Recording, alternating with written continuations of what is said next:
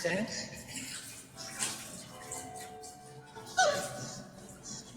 ang biktima sa ilalim ng RA 9262? Hi everyone, welcome back again to my YouTube channel. So this will be the continuation of our topic, which is the Republic Act 9262 or the Anti-Violence Against Women and Their Children Act of 2000. Sino ang biktima sa ilalim ng RA 9262? So may apat itong categorization. Una, babae na maaaring asawa, kasal man o hindi. Pangalawa, dating asawa. Pangatlo, karelasyon or yung sinasabi nating boyfriend. Number 4 is yung dating karelasyon or ex-boyfriend, which is may anak sa biktimang babae na naging karelasyon niya o dating karelasyon ng biktima. The second question is, ang vowsy ba ay isang public crime? Yes, ito ay isang public crime. Kaya't hindi lang ang biktima ang pwedeng magsampa ng kaso. Sino ang dapat na magreklamo? Since it is a public crime, sabi nga kanina, hindi lamang ang biktima ang pwedeng magsampa ng kaso. Pwedeng magsampa ng kaso ang social worker, which is sila yung unang nilalapitan ng mga biktimang babae. Doon sila nag-open up. Doon na ikikwento ng mga kababaihan at kung ano-ano yung mga natatanggap nilang pang-aabuso sa kanilang karelasyon. Another one is yung police, lalo na yung ating mga WCPD na police. Yes, meron kasi sa station level, merong part doon, investigation, na nag-handle ng kaso ng vowsy. Yun yung tinatawag nating WCPD na section sa station. So, yung mga police, mga kababaihan nating police, they can file a case on that matter. Next one is barangay kagawad, mga abogado, kamag-anak ng biktima, kaibigan, kapitbahay, o sino mang may alaman sa krimen. I have 3 important questions here that we need to tackle, which is number 1, ang pananakit sa biktimang babae o anak, ano ang mga akto na pinarurusahan ng RA 9262? Number 2, pananakit sa sarili o banta ng sasaktan ng sarili upang kontrolin ang kilos o desisyon ng biktima, which is yung tinatawag nating emotional blackmail. Ano ang mga akto ng pinarurusahan ng RA 9262? Pangatlo, ano ang mga hakbang na maaaring gawin or yung counseling, legal assistance, or medical assistance na pwedeng gawin sa mga biktima ng RA 9262? Okay. So, yung unang question is, pananakit sa biktimang babae o anak, ano ang mga akto na pinarurusahan ng RA 9262? Yes, kasama ito, punishable acts under RA 9262, which is violence against women or children. The example nito is yung mga physical abuse or harm inflicted upon a female or female victim or child. Katulad ng yung sinasabi ko nga, di ba? Yung panununtok, pananampal, or any physical intimidation.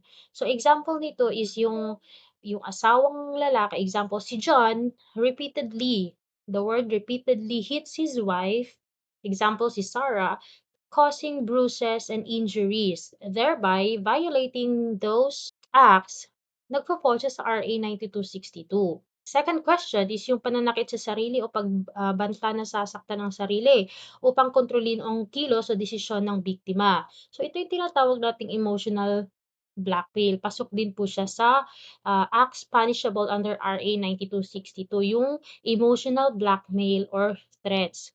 Lalo na ngayon, maraming mga kalalakihan na ginagamit ito para hindi sila iwan ng kanilang mga girlfriend. Dahil nga sa sobrang mahal nila yung kanilang girlfriend, and then yun yung ginagawa nila sa sarili nila, pinagbabantaan nila through emotional blackmail na sasaktan nila yung sarili nila.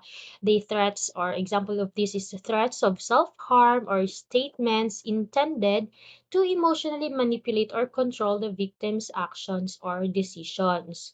Another one is yung denial of financial support. Like example, David and Maria is a husband and wife, and then David refuses to provide ng financial support to his wife, Maria, and to their children, despite being legally obligated to do so. So that means resulting in a financial distress in Maria in that situation and their children. So, in that situation, nagfo-fall na siya doon sa, yung actions na yun, nagfo-fall na siya doon sa denial of financial support, which is punishable under RA 9262. Yung third question natin kanina is, ano ang mga hakbang na maaaring gawin? We have steps of rehabilitation. Nagkaroon ng pang-aabuso regarding, usually ang ginagawa ng ating mga social workers is yung counseling. So yung counseling, this is very important. Seeking professional counseling or for both the victim and the perpetrator to address underlying issues and facilitate healing and reconciliation. Example, yun nga, si Maria and David.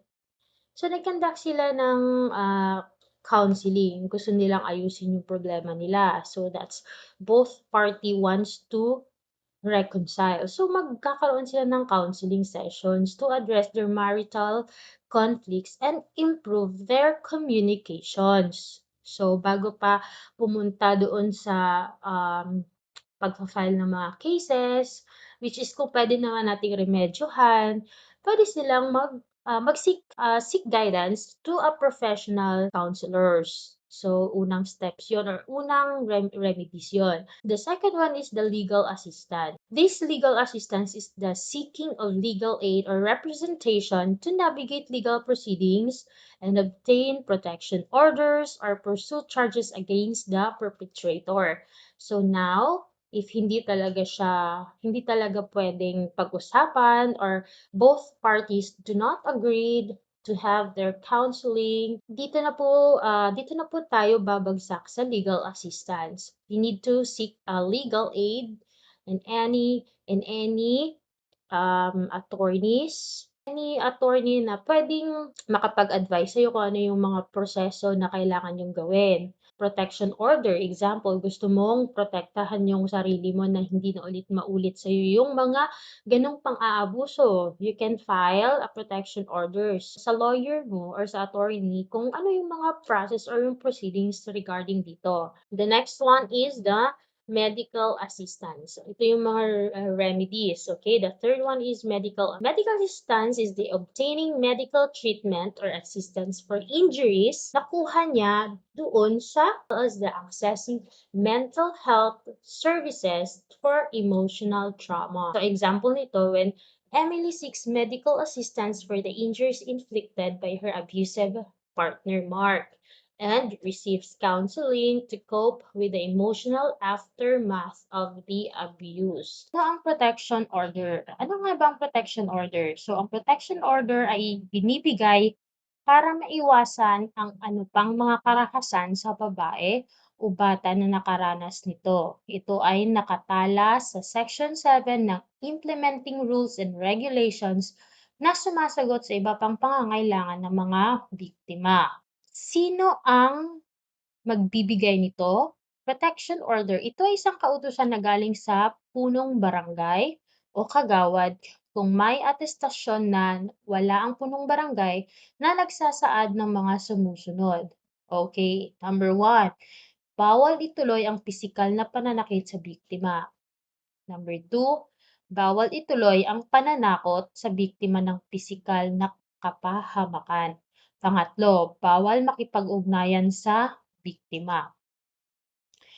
So now, sino-sino ang maaaring kumuha ng protection order sa barangay o sa hukuman? Ang tawag nating PO ay ang mga biktima, magulang, o kamag-anak, social workers ng kagawad ng barangay na may kinalaman sa karahasan. So, ano nga ba ang pagkakaiba ng Barangay Protection Order o BPO sa Temporary Protection Order o TPO and Permanent Protection Order o PPO? Ano ang mga karaniwang aksyon sa domestic violence?